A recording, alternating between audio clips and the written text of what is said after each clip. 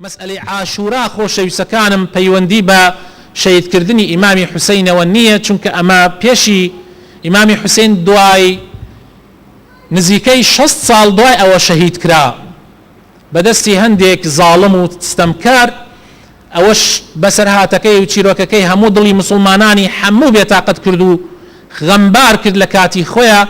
ئێمە خۆمان بە خاوەنی حوسەین ئەزانین و خۆمان بە شوێنکەوتنی حوسەین ئەزانین. حوسەین هین تایفەیەکی تایبەتی نییە تاوەکو خۆیان بکەن بە خاوەنی و مسلمانانی تر بکەن بە بکوژی ئیمامی حوسەین.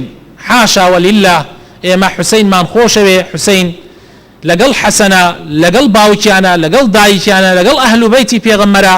هەموو ئێمە لە گشت نوێژیەکە سەڵاوات لەسەر پێغەمبەر و ئەهل و بەیتی پێغەمبەر ئەدەین کە یەکێکیان عەلیە، یەکێکیان فاتیمەیە، یەکێکیان حەسەنە، یەکێکیان حوسەینە. ئەمانە ئێمە هەموو نوێژە سەڵاواتیان لەسەر ئەدەین. و ئیمامی شافعیش لە مەذهبی ئەوە، لە قەولێکی مەذهبی ئەوە، سڵاو ئەگەر لە ئینسان لە نوێژەکەیە لە تەحیاتەکەیە سەڵاوات نەدا نوێژەکەی دروست نییە. کەوابوو ئێمە سەڵاواتیان لەسەر ئەدەین، دوعایان بۆ ئەکەین هەموو نوێژێ. ئیتر چۆن خۆمان بە شوێن کەوتووی ئەوە نازانین؟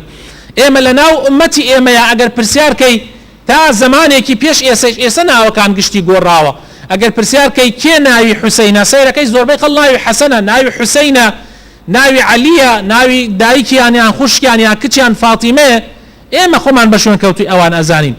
بۆیە ئەوە بدەی بەلای قەومێکا و قەومێکی تر لێ بە دەرکەی ئەمە تاوانێکی زۆر گەورەیە. داواکارم ئەو کەسانەی کە بە غەڵەت خۆیان بە شوێن کەوتووی ئەوان ئەزانن بێنە خۆیانە.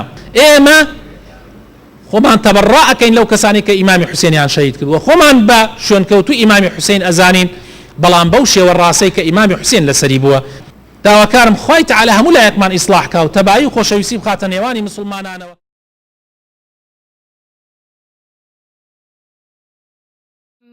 ألم تر كيف ضرب الله مثلا كلمة طيبة كشجرة طيبة أصلها ثابت وفرعها في السماء